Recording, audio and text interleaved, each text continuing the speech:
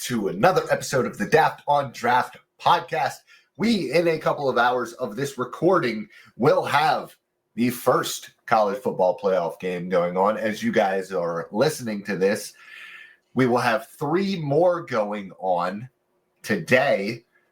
Listen, I'm really excited about this slate of games. We've kind of already talked about how good this slate of games could have been if the college football playoff would have seeded these teams correctly in the first round. It would have made the first round better as well. They will change that. But today we have a Daft or Draft episode, and we have three takes that we are going to dig into the weeds on here, get out to y'all, get y'all's New Year's Day off right. But first, I can't do it alone. I have my podcast partner here, Cory Kinnan, with me. Cory, how are you doing today? I'm good, man. I'm ready for the day off tomorrow to load up on some college football. So I'm ready. I didn't have today off, which for New Year's Eve, which kind of stunk. But as a father of two young kids, I'm not doing anything extravagant tonight either. So I'm excited about that. You never have a day off, no matter what. I'm actually kind of excited about that. I'll be in bed by probably 10:30. Maybe I'll stay up and watch the end of the game, but. Yeah, we'll see how close. We'll see how close the game is. Well, yeah. But I plan on watching most of it in bed by myself because I took my wife back to Portugal. I didn't take her back; she flew back. But anyways, let's get into it. Daft or Draft, Cory. What's first take we're tackling? Yeah, let's start with the college football playoffs. Let's do it. So again, the second closest line, honestly, Georgia Notre Dame was the closest line.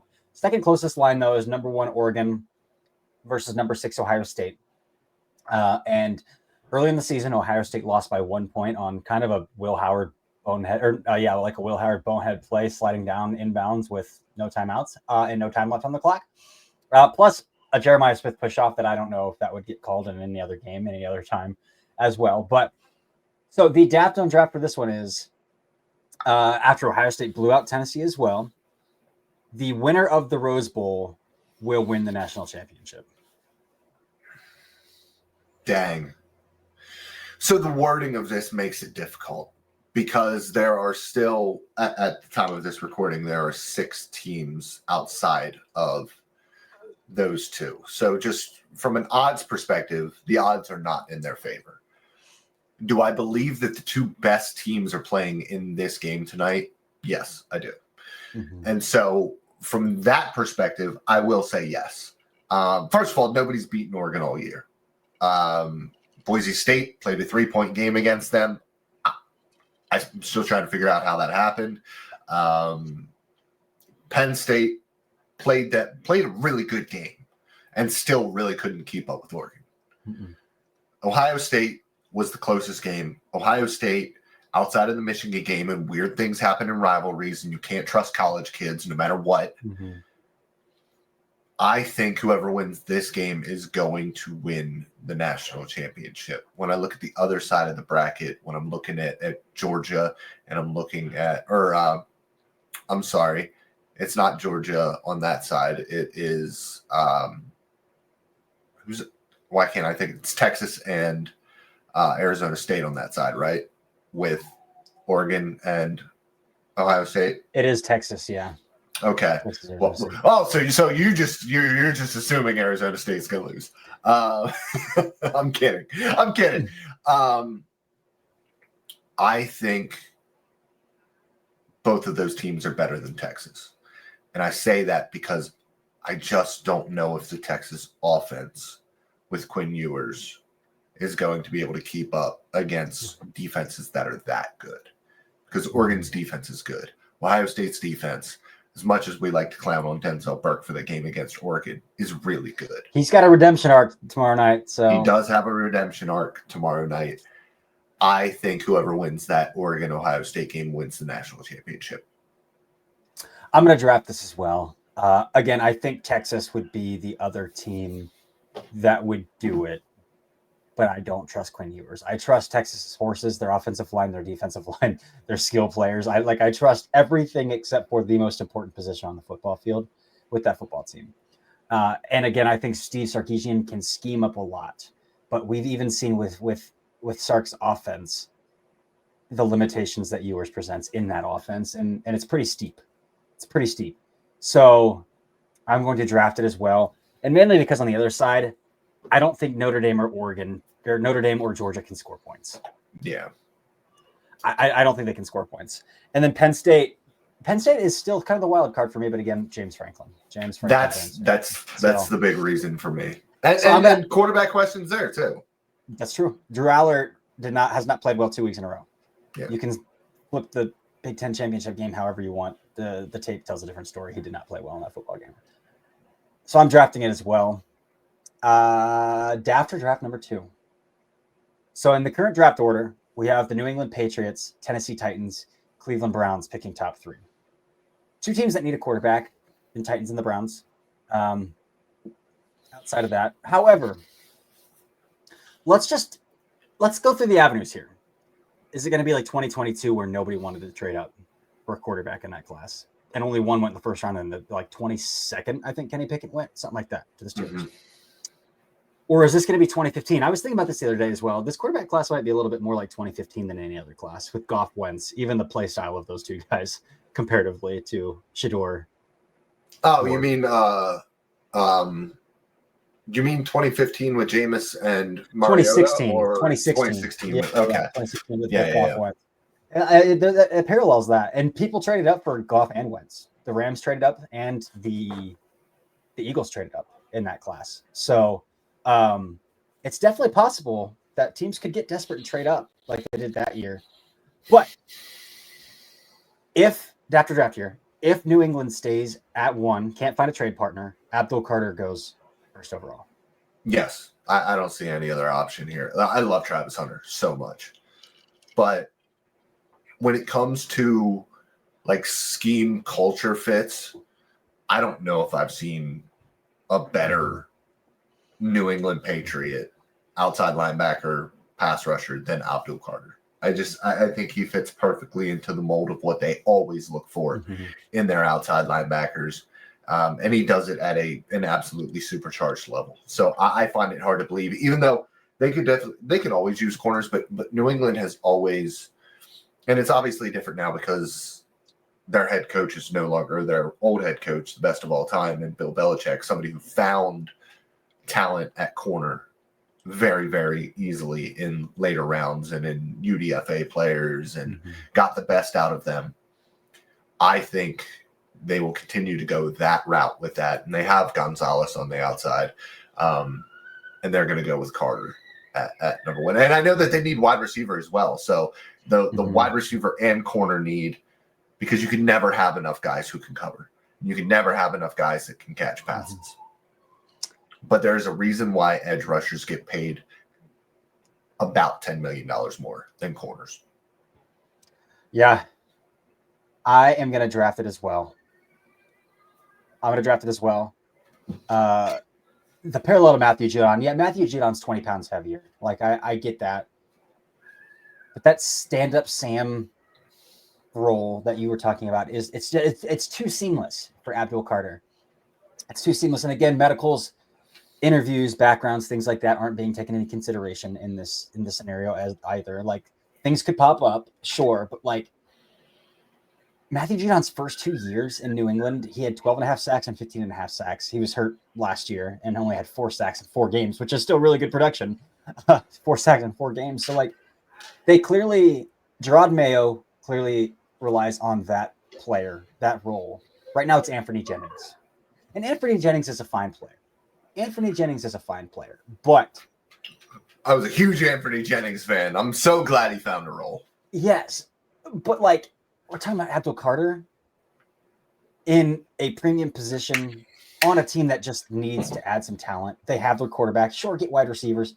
I really like the depth in this class at wide receiver. I don't like it on the top end, really. I mean, I do like Luther Burden, and Tet's fine. But like, I like the Matthew Goldens in this class. I like the middle round kind of guys as well in this class. So like, although they struck out on 2 trying to do that last year. So maybe don't do that. But go sign T. Higgins. Just go sign T. Higgins there. But yeah, the juice, the athleticism, the tape, the violence that he plays with, I think it'll translate really, really well to New England.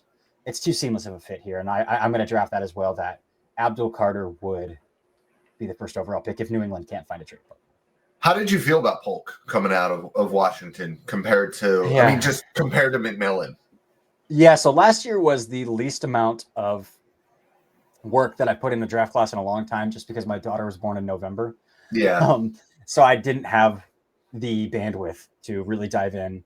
But I did watch a good deal of wide receivers. And Polk, I thought he would be much better than he's been. He never had the high-end athleticism. Mm-hmm.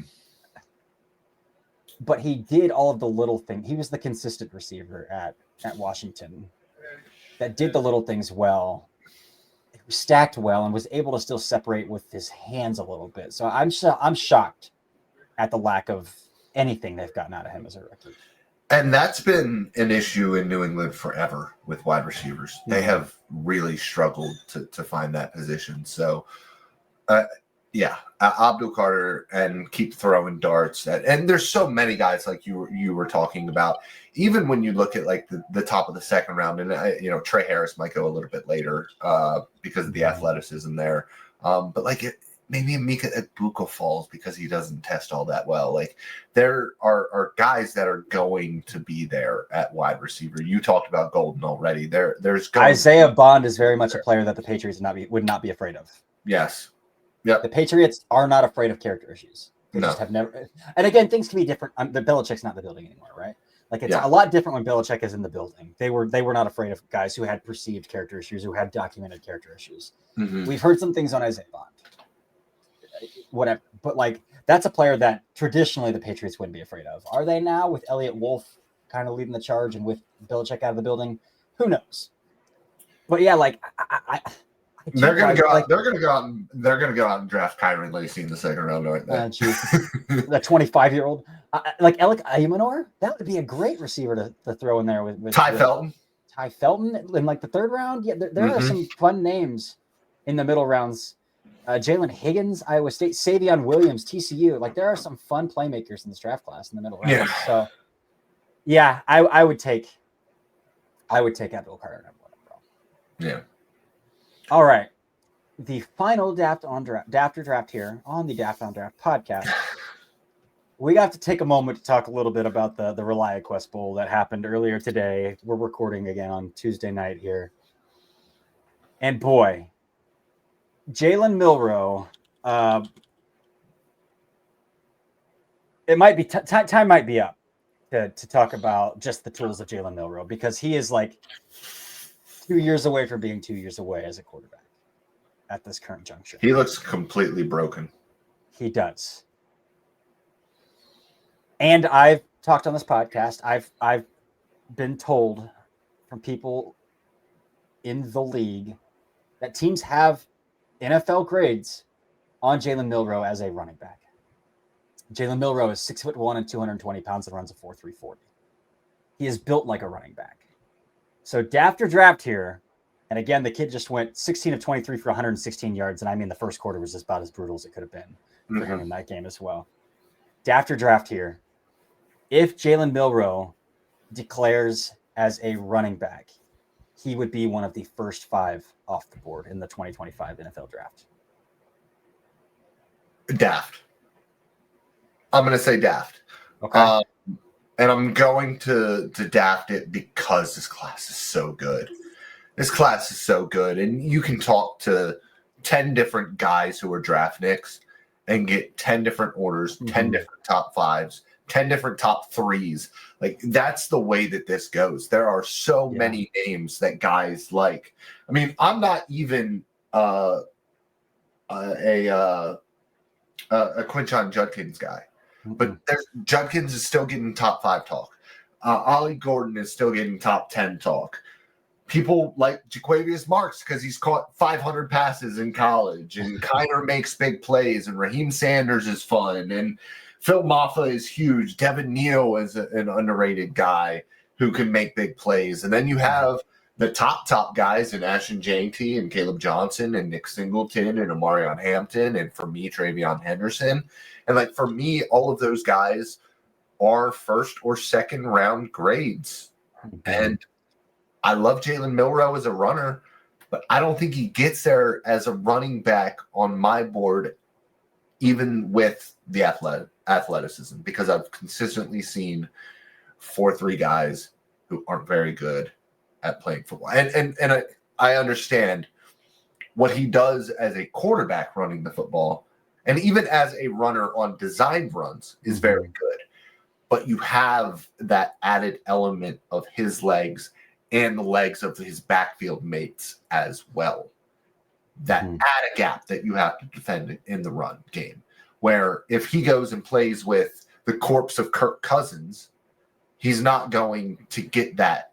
He's not going to get that with the corpse of Aaron Rodgers next year, or even a Sam Darnold, or name a quarterback that isn't a dual threat. Like, I just don't know. I think the vision is there, but he's not a running back now, so it's really hard for me to feel that confident looking at him in this class. Yeah. I mean, there are two key elements that we just don't know, and we won't know until he does it. And that's how well does he catch the football out of the backfield, and how well can he pass protect? Pass protect. Like, he hasn't done those two things ever. And that's a good thing to talk about right now, because if you look at Tyler Warren, who was a quarterback in high school, how many years did it take him to become an adequate blocker in college? Even the first half of the season, he wasn't a great blocker. Exactly. He's really turned it on. Yeah. He's really turned it on as a blocker, though, at the end of the year, which has been really awesome to see. But those unknowns, and especially in a class where there isn't a single guy in the top 5, Caleb Johnson maybe a little bit, that I don't look at and I say they're a good pass protector, like legitimately impressive pass protector. Caleb Johnson is the only guy like that. Caleb Johnson is the only guy in the top 5 who I can't look at and say, yeah, he could catch 50 passes for 600 yards in a season. The only guy. And the only reason why he's my running back too is because he's so damn good at running the ball. So it's these guys will throw their body around. Milroe's great, and he's dumb athletic. But no, not. Yeah. Dude, I think I'm going to draft it, though. I knew you were going to. I think I'm going to, because it's not like what we would do. It's like, would he? The dude's the best athlete on Alabama's football team for 2 years running. He's the best athlete out of any of these running backs. He would be the best athlete out of any of these running backs. If he goes to the combine and he does the running back drills and he shows the foot quickness of Caleb Johnson and he catches the ball well, like, is that enough for an NFL team to say, like, okay, I can see he's catching the ball with soft hands away from his frame. He knows what he's doing. Would that be enough? I don't know. You're still not getting pass pro at the combine. And that's a huge question mark. But, like, again, the dude is 6'1" and 220 pounds. Omarion Hampton is 6', 220 pounds. Caleb Johnson is 6', 225. He's a full junior, right? Milroe? Yeah. Yeah. Get him. He could go back and change positions. Get him a late invite to the Senior Bowl or a Shrine. Yeah, exactly. Yeah. And have him. So there would be opportunities for him to show that he could catch the football, or he could pass pro. Again, would he do it is another question. But that's not the scenario we're building up here. It's if he would do it. And I'm gonna draft it, man. Like, you can't, he would go to the combine. He's gonna run a 4.340 at the combine. Like, the dude is stacked. Like, you can look at him and say, like, that is a running back body. All it takes is one team. And honestly, like, when I look at the running back class, you can still use him as Taysom Hill. You could. Exactly. And when I look at this running back class, I see it a little bit through a different lens than you do. I see a clear tier 2, because obviously Ashton James is 1. And in that tier 2 for me, like, I don't think it extends further than Caleb Johnson and Omarion Hampton. I think I like Travion Henderson, and I like Dylan Sampson, and I like Nick Singleton. Maybe Nick Singleton sticks into tier 2 as well. But I think those are tier 3 players. So, like, if a team threw Milroe in that tier 3 as well, like, all it takes is one team, and he has shown good patience. He's got excellent burst, excellent explosive angle breaking long speed. Yes. Like, might be no, I'm not gonna go that far. I'm not gonna say that. But angle breaking long speed in the open field, like, again, needs to probably show some contact balance. That would be something you'd have to show at the Senior Bowl or something like that too. But, like, boy, I think somebody would do it. So I'm gonna draft it. Listen. I looked at it more of in my lens. I could definitely see a team. I could definitely see a team doing it. And think about him. And it wouldn't happen if he stays with Detroit because they have both of their backs already. But imagine Ben Johnson and the psychotic playbook that he has. And then you add a quarterback in at running back in Jalen Milroe, and think about all of the possibilities that Ben Johnson could come up with somebody like that. It would be outrageous. It would be incredible. But I hope that he figures everything out as a passer, because those types of athletes at the quarterback position are so much fun. So much fun. They are. But I kind of comped it a little bit to what we saw with Beck this year. And Beck's was a little bit different because he was just trying to do too much. I don't think that that's what was necessarily happening. He was trying to do too much, and then he lost his confidence. Mm-hmm. I think Milroe made a couple of mistakes and then just let that mount and let that fester in his head. And it completely derailed his confidence, so he couldn't make decisions anymore. And I think that is what initially hurt his accuracy. And, I mean, he's just been –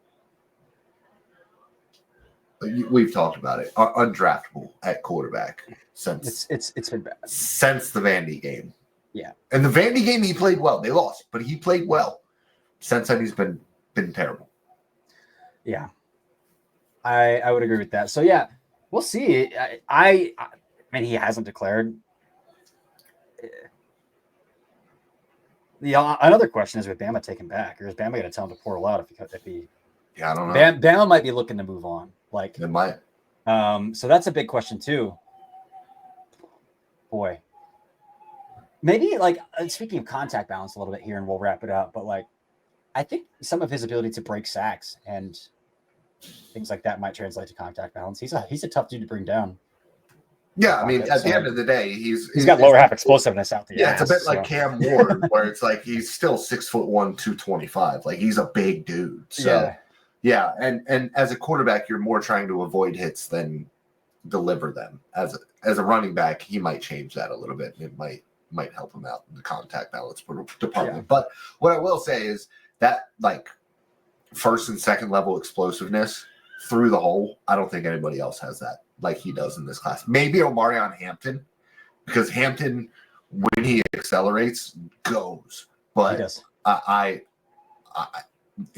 Milroe. Something we haven't mentioned as well is Milroe is so smooth and fluid too. Mm-hmm. Like, he gets in and out of his like when he's got the ball in the open field, like, he is slippery. Like, he is tough to bring down. So I do think somebody would do it. And again, maybe this is enough for Miller to say, like, yeah, I'll consider it. Yeah. But, like, Joe Milton said, I'm not playing tight end. Like, obviously Lamar made the correct decision. It was foolish for that's former GM Hall of Famer to say what he said about Lamar. But, like, this is a rare case. Like, maybe a Logan Thomas case is the better situation. Logan Thomas made a tight end transition to really, really well.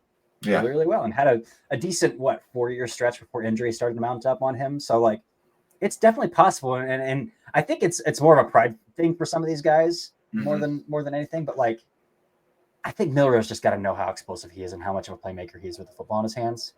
And, like, run with it, man. Just run with it. So we'll see what happens. It'll be interesting because it hasn't been great throwing the football. So. No.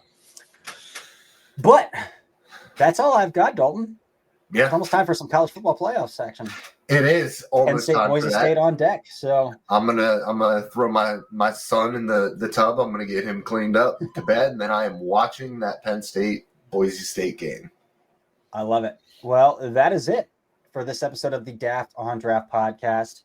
Again, next episode we have 16 through 20 on our big boards to talk about, and then Friday we'll talk about everything that went down on New Year's Day and tonight in this Penn State Boise State game. So until next time, that is Dalton B. Miller on Blue Sky. He's mostly active on Blue Sky now, not very active on the other site. And then I am Fake Corey Cannon on Twitter and Daft on Draft.football actually on Blue Sky. So go ahead, give us some follows, give us some love.